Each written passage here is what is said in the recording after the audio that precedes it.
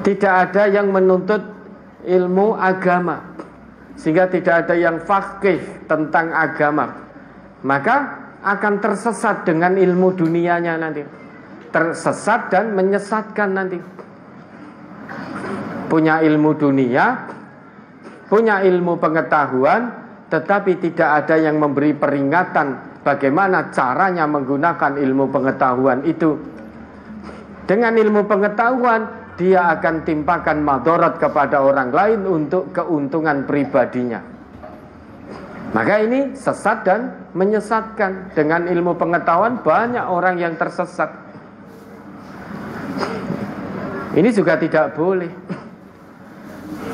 Orang Islam semuanya fokus ke ilmu dunia, tetapi tidak ada yang memperdalam ilmu agama. Ini tidak boleh. Kalau tidak ada yang faqih terhadap din, maka tidak ada yang memperingatkan. Punya ilmu pengetahuan tetapi miskin ilmu agama, tidak paham tentang agama, maka bisa menimpakan madarat dengan ilmu pengetahuannya. Dengan ilmu pengetahuannya bisa berbuat zalim pada orang lain. Dengan ilmu pengetahuannya bisa mengambil hak orang lain dengan cara batil. Kenapa? Karena tidak ada yang memberi peringatan kepadanya. Oleh karena itu, Islam tampil. Islam itu sangat mengutamakan akhlak, adab, ilmu. Islam tidak melakukan dikotomi antara akhlak dan ilmu pengetahuan. Semua ilmu pengetahuan yang ada di dunia ini terinspirasi dari Al-Quran. Al-Quran kitab suci umat Islam, umat Muslim. Maka bisa dikatakan semua ilmu pengetahuan yang ada di dunia ini dari A sampai Z sehingga ilmu pengetahuan itu sejatinya Islam. Hanya saja kita malas-malasan untuk mengembangkan itu, untuk mempelajari itu. Kita malas-malasan sehingga hanya berpuas diri jaga ke. Nah itu loh. Ini bedanya mentalitas ghirah umat Islam generasi awal dengan umat Islam generasi akhir ini. Kalau generasi akhir ini wis jaga ke, wegah mumet-mumet. Wis sing gawe gen wong kafir aku tak tuku. Sehingga jadi konsumen abadi, ya selamanya terpuruk. Ingat ada sebuah hadis berbunyi al-yadul ulya khairum minal yadis sufla. Selain hadis itu dimaknai secara normatif, memberi itu lebih baik daripada menerima. Hadis itu mengalami tausi'ul makna, perluasan makna. Menjadi produsen lebih baik daripada menjadi konsumen. Tangan di atas itu kan produsen, tangan di bawah itu konsumen. Kalau produsennya orang gawe, ya konsumennya orang duwe apa-apa. Padahal dulu umat Islam itu menjadi produsen. Orang di luar Islam jaga kepada umat Islam waktu itu, butuh kepada umat Islam, maka rawani neko-neko. Tapi sekarang terbalik, ya. Ini namanya apa? Mushaf. Kertasnya sing gawe sapa? Kertas ini loh yang buat siapa? Padahal ini kitab suci kita. Kertas ini yang buat siapa, yang mencetak siapa? Kemana umat Islam? Apakah umat Islam itu jahil? Oh tidak, umat Islam itu alim. Hanya belum mau untuk maksimal. Maksimal di sini yang lebih utama, maksimal menyatukan hati, duduk bersama untuk membahas kemajuan Islam dan umat Islam. Semuanya taslim, turunkan ego masing-masing, ego kelompok turunkan, duduk bareng, lintas profesi, duduk bareng. Ini yang ditakutkan. Kalau umat Islam itu bisa bersatu hati, ini yang ditakutkan. Karena akan melahirkan kekuatan yang sangat dahsyat. Sebagaimana dulu umat Islam generasi awal itu bersatu padu hatinya, taslim,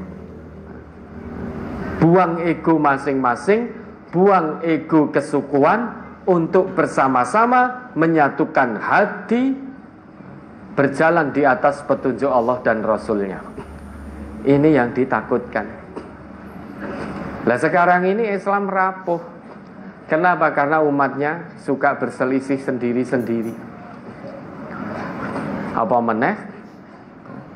Menjelang pemilu seperti ini, mau beda partai loh, nyek-nyekan, saling fitnah, saling menjatuhkan. Tujuannya hanya apa toh? Untuk meraih simpati konstituen pemilih.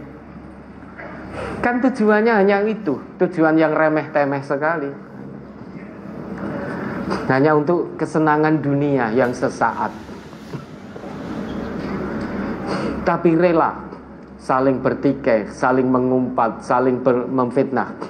Ini kan membuktikan sebetulnya umat Islam setidaknya di negeri kita ini kan jenius-jenius. Banyak pengusaha muslim, banyak politikus muslim, banyak penguasa muslim, banyak anggota dewan yang muslim. Kenapa tidak bisa duduk bareng? Hilangkan ego pribadi, hilangkan ego kelompok, duduk bareng. Oh, kalau bisa seperti itu dahsyat sekali. Ini yang dikhawatirkan, ini yang ditakutkan.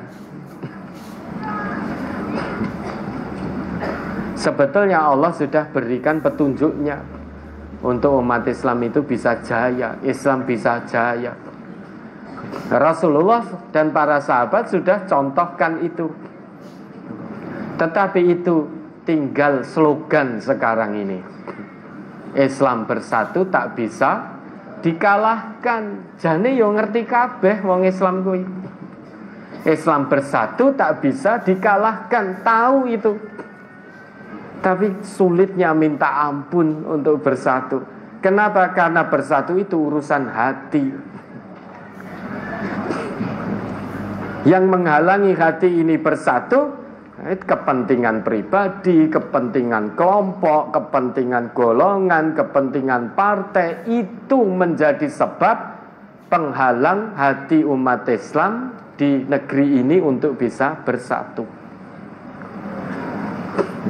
Padahal cukup mudah kalau semuanya mau.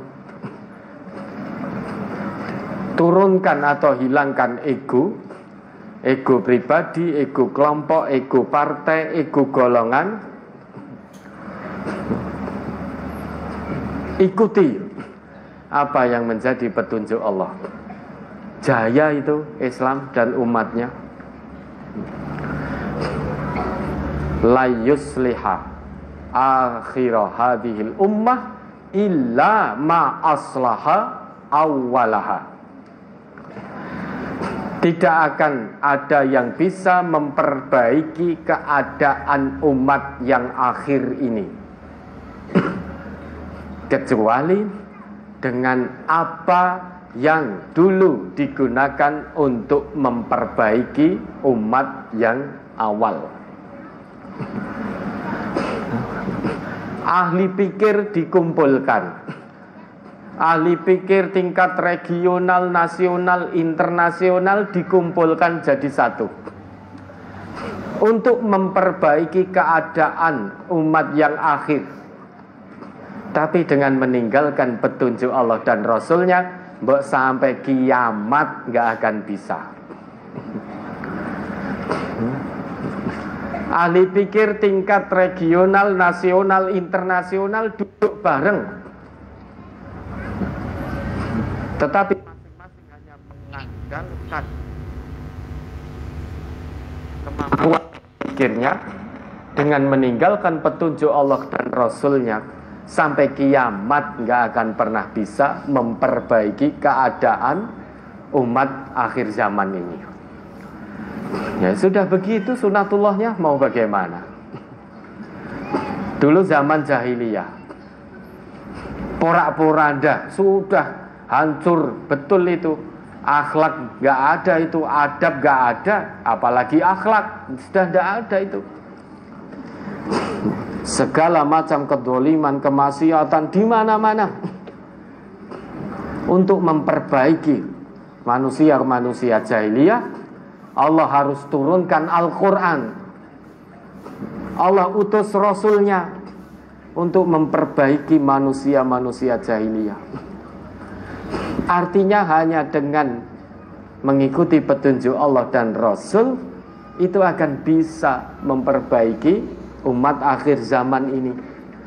Karena zaman jahiliyah bisa menjadi baik dengan Al-Quran dan Rasulullah yang diutus oleh Allah mengajarkan isi Al-Quran. Kan begitu. Nah ini kan harusnya bisa. Kenapa? Karena umat Islam itu dimanapun kitab sucinya sama.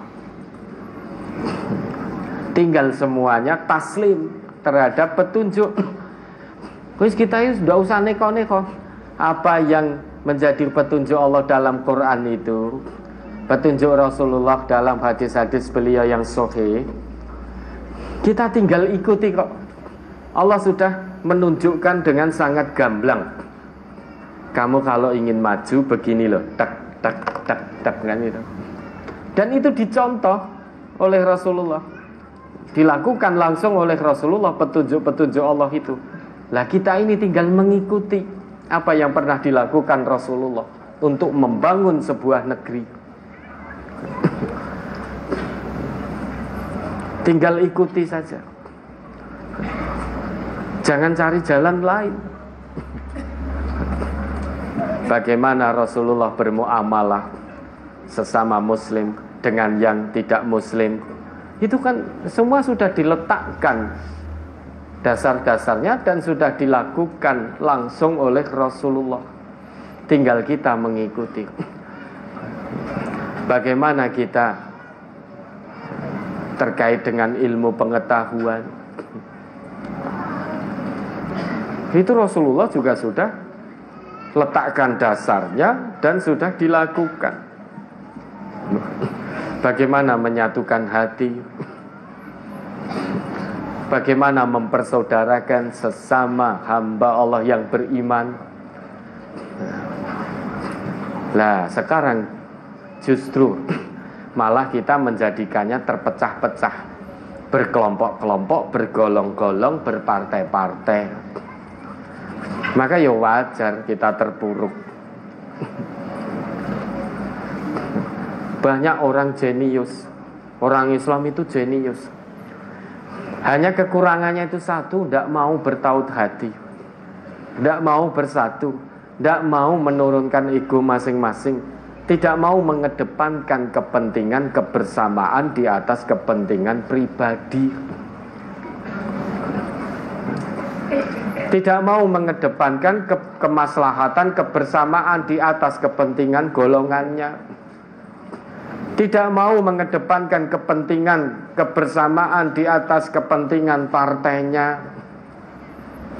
Kan begitu. Kekurangannya hanya ini umat Islam itu. Kalau semuanya siap mengedepankan kemaslahatan kebersamaan, mengesampingkan ego masing-masing, dahsyat sekali kekuatan itu. Ta'alau ilastifta'i kulubina, mari kita tanyakan nurani kita masing-masing. Apa ya kita akan terus begini? Asal beda warna, lawan yang harus dijatuhkan.